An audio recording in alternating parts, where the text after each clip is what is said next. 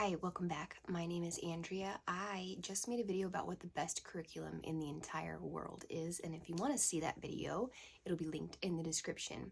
But a follow-up to that video is going to be this one, which is how then do you make your kid smart? I have read books called How to Teach Kids to Think. I've read a lot of secular psychology, and I've got some biblical wisdom accompanied with just I read so many books, and I've taken from my commonplace book, which is what I write down all of the really big impactful things I've read, little quips from each book, and I've compiled it into a notebook, and I reviewed it, and I've got all of this stuff floating around in my mind about how to make your kids smart.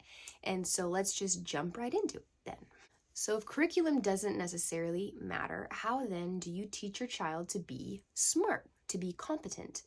And that comes down to making your child a thinker. How do you make your child think? The short answer, according to all of the secular research, is to stop doing everything for them. When you've got a 3-year-old struggling to zip up their coat instead of just doing it for them, you wait. We have become a generation that doesn't like to, we can't bear to see our kids go through something hard. We come from a very comfortable generation where we haven't necessarily had, we've had recessions and the like, but I mean, I'm talking about wartime, famine, and actual true struggle. Comfort breeds complacency, and we are so afraid of hurt and hard times that we've become ultra sensitive. I'm sure you can tell by looking around on the internet. And we don't want our kid to struggle. But the worst thing we can do for our child is to do everything for them, to give them this cush life that has no adversity, no hardship, and we patch up everything for them. When they go to school, if you've got a child that attends public school and then they forget a project, and then you leave your work because you're working and you run home and get their project and take it to them so that they don't fail, that kind of stuff. We bend over backwards to try to do everything, and it comes from a good place, but it's the worst thing that we can do for our children. We can't spoon feed them and fix every single one of their mistakes. We have to let them feel the pain, so to speak, of their mistakes and suffer the consequences, true consequences of their actions or lack of actions when it comes to like forgetting your homework. A child will never learn to fend for themselves. They will always need someone, and they will also grow a sense of entitlement, like the world owes them something in order for them to perceive that life is okay. They need it to be fair, which is just totally false. So, the number one thing that you can do to make your kid smart is to stop doing everything for them. Stop fixing all of their mistakes. It's kind of silly to say that because, you know, your children, you're everything. You would do anything for them. But you must have a mind shift where you understand that when you do everything for them, you're doing the worst thing to them. The second aspect of this is to build their confidence and have them try. There's nothing like a child or even an adult who never even ventures out to do anything because they don't believe they can.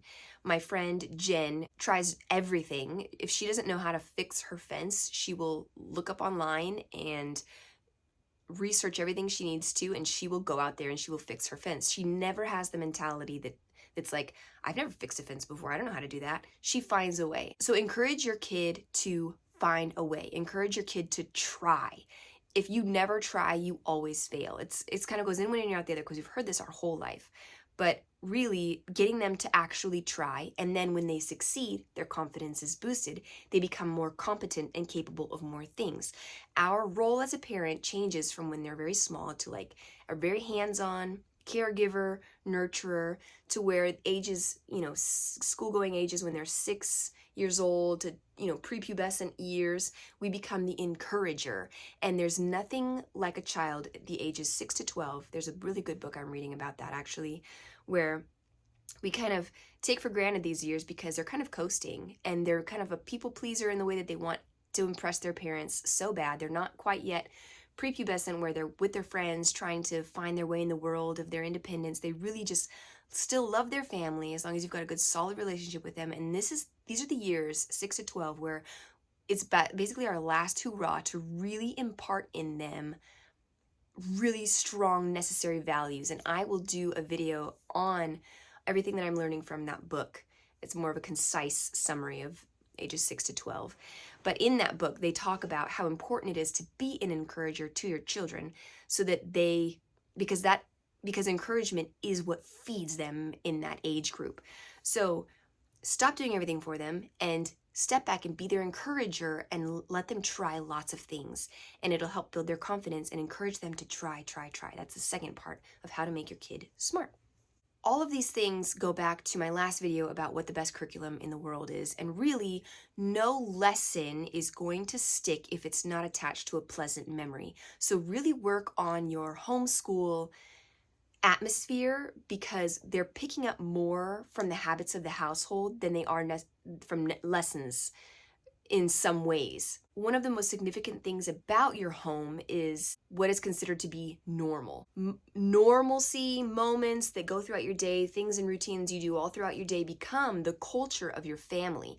So if you have a very tumultuous homeschool day, that's what they're going to remember about their education. You need to have the atmosphere be a pleasant experience where their emotions are attached in a healthy way to what they're learning, which is bringing me to the next point of how to make your kid smart. But let me talk on that one. I forgot one thing about that aspect. The routines we have throughout the day, whether it be every single night you're tucking them in to go to bed, are you screaming at them, get back in your bed, I said get back in your bed? Or are you ending the evening by reading them a really good story and spending one-on-one time with them, loving them and putting them to bed? Because oftentimes when you and I fall asleep at night, we are alone with our thoughts, we reflect on our day, everything that we think about is just sort of mulling around in our minds. And how do you feel leaving your child there after screaming at them all day because they didn't finish their math lesson and yelling at them to get back into their bed? Truly the most important thing that they feel over education, over food, over shelter is love. Let them feel love. And I know it can be frustrating having them get out of bed multiple times, but you can go watch my other video called How to Get My Kid to Do What I Say. It's called Habits. And that'll teach you ways to have your kid listen. And I can talk more about bedtime routines in another video, also based off of all the stuff that I've read, and I plan to do that too. So try to summarize that. I'm saying try to make nighttime a pleasant experience for everyone, because oftentimes how you go to bed is how you wake up. And if they have a nurturing parent there that read them a bedtime story and prayed for them, they're gonna go to sleep drifting off with a lot of pleasant thoughts, and associate that with, you really want to build a very strong foundation with your children at these ages so that they don't hit preteens and want to just leave you. And then when you're trying to counsel them in the most emotional, hormonal stage of their life, they're just like, whatever, because you weren't even there for them, in their middle age years. So it's all about cultivating a really healthy relationship with your children ultimately. But we're talking about how to make your kids smart. So we've got those two things about not doing everything for them and encouraging them to try. And then the next aspect of that is to teach them with really good resources. You've got kids that memorize facts, even happening today in college. They're memorizing facts. They've got this worksheet. They go out into the real world and they don't even know how to think. We want our children to think. We want our children to make connections. And with that comes offering them at home a very rich feast, so to speak, of ideas that they can connect in their own mind. There's a couple, stick with me, this is important. There's a couple different ways to do this. You've got what I use to teach are called living books. Living books are books that are written sort of in a narration style. They're not like, this is this type of cloud, the condensation moves like this. It's basically a story. You form an emotional connection with the storyline. It's interesting.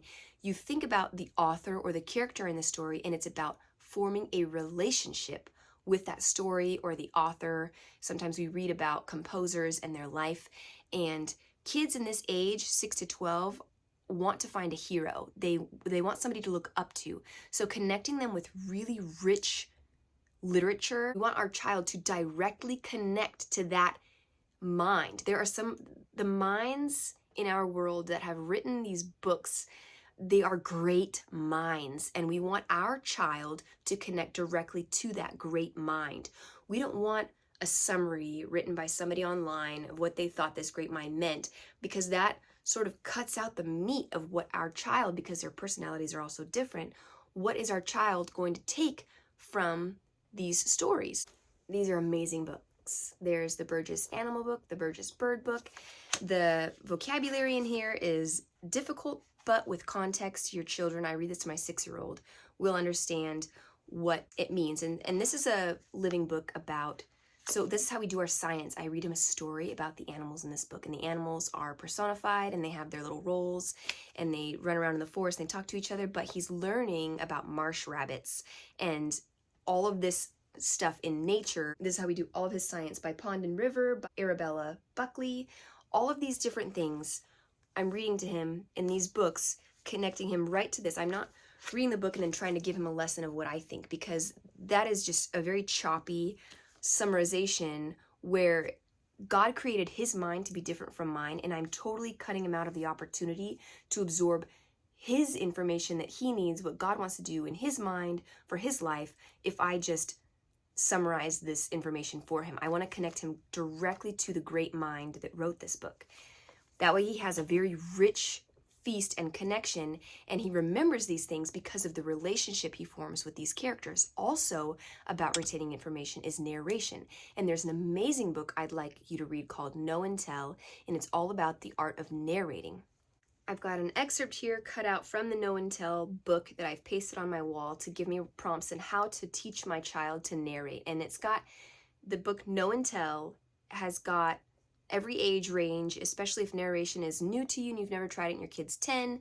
Narration is going to give them the ability to retain the information. So narration is basically them at this age, because my child is 6, he's not writing it down, but eventually it'll be a written narration. It's a verbal narration that he gives me. And when they first start out, you give them just a paragraph. You read a tiny little paragraph.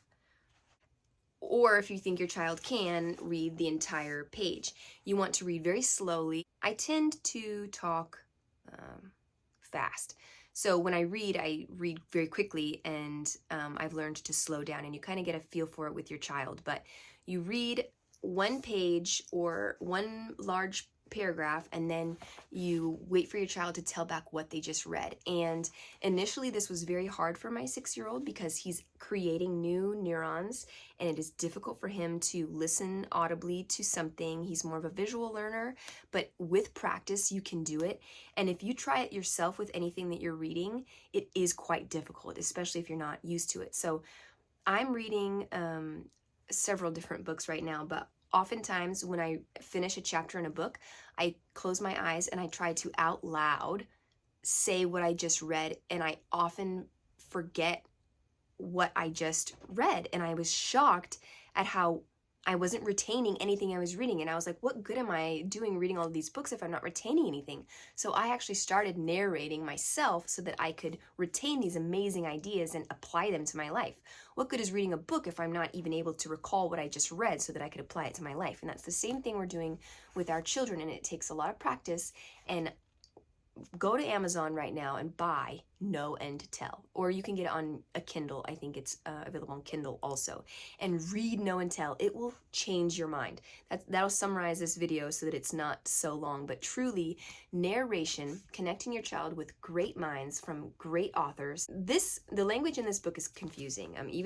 There's even words in here that I don't understand, but I can understand it with context, right? And so can a child. Just like you never had to teach them, you haven't had to give a vocabulary lesson for every single word they've learned up to this point.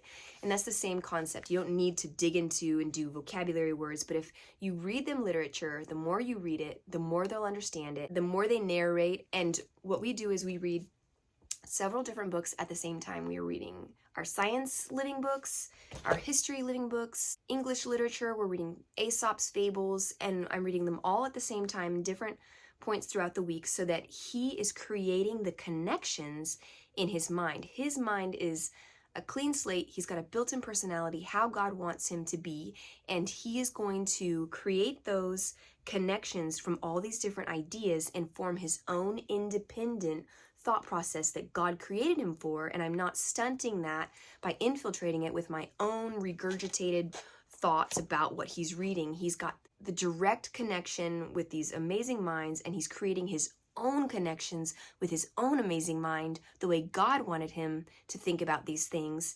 And he's filled with truth, beauty, and goodness. And I can get more into how we narrate a book like this. I gave him a captain idea, and there's a whole bit about how I homeschool, and I will make another video about that. But in short, to teach your children to be smart is to stop doing everything for them, encourage them to try so that they build confidence and they continue to try,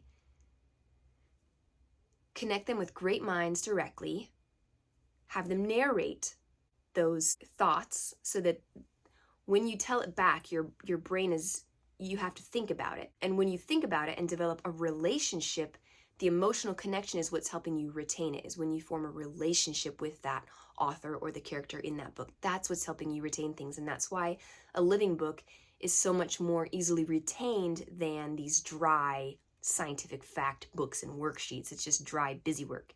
But when you read them, really good stories that captivate them with emotion, the emotion is what works in our mind to create the memory that we won't forget, and that helps them to retain it.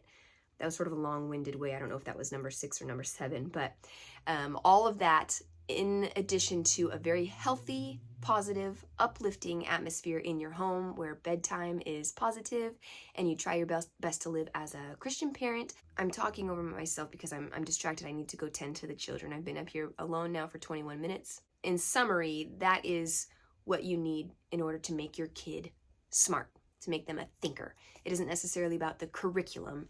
It's about all of the things I just covered in this video, and I will go over each of these things in more detail. So if you wanted to subscribe so you don't miss out on that kind of stuff, I try to make the title of my videos very clear so that you know what you're going to be watching, so that if it doesn't suit you, you don't have to click it. But I'm going to try to make some very specific videos, and if you do have questions more about what I do and how I teach my children, I plan to do more videos about that also, okay? And the next video that I'm going to make is going to be so good. And it's about how you were probably wasting your life, essentially. Wasting your time, wasting your life. I guarantee you're wasting your life right now. So do look out for that video, because it'll be the next one that I make. And it's, I pray, God willing, it changes your life for the better. It's going to be a good one. I hope. I'm praying on it, looking up some scripture to support it. And it means a lot to me that the message is received well. So I just really hope that you do stay tuned to keep an eye out for that video, okay? I gotta go. Have a great day. Bye.